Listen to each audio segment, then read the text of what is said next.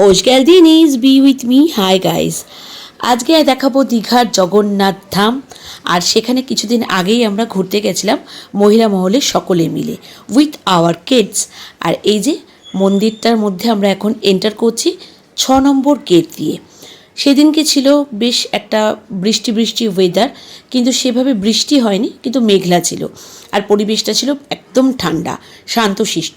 বেশ সকাল সকালই গেছিলাম, সেরকম ভিড় ছিল না। আর কারণ এই টাইমটা খুব একটা টুরিস্ট আসার সিজন নয় এটা, তাই বেশ ফাঁকা ছিল। এবং সকালবেলা বলেও হয়তো বেশ ফাঁকা ছিল। হালকা বৃষ্টি পড়েছিল, কিন্তু সেটা বন্ধও হয়ে গেছিলো।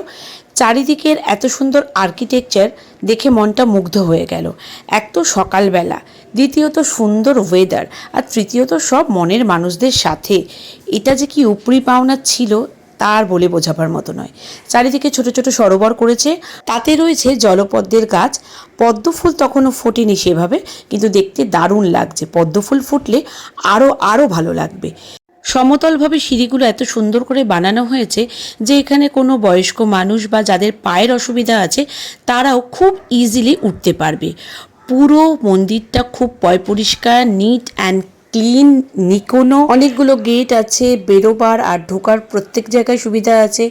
কোনো জায়গাতেই পয়সা লাগে না ঢুকতে, এবং জুতো ফ্রিতে রাখতে পারবেন আপনারা। আর মন্দিরটা, আবহাওয়া, পরিবেশ আপনাকে এত সুন্দর একটা পজিটিভ ভাইব দেবে, সেটা যে কোনো কাজের জন্য আপনাকে ভীষণ এনার্জেটিক করে তুলবে। আমাদের এবার ফেরার পালা। মন্দিরটা ভীষণ ভালো লেগেছে আমার, এবং বাইরের পরিবেশটাও আমার ততটাই ভালো লেগেছে। এখান থেকে আমাদের হোটেলের ওয়াকিং ডিস্টেন্স ছিল 10 মিনিটস।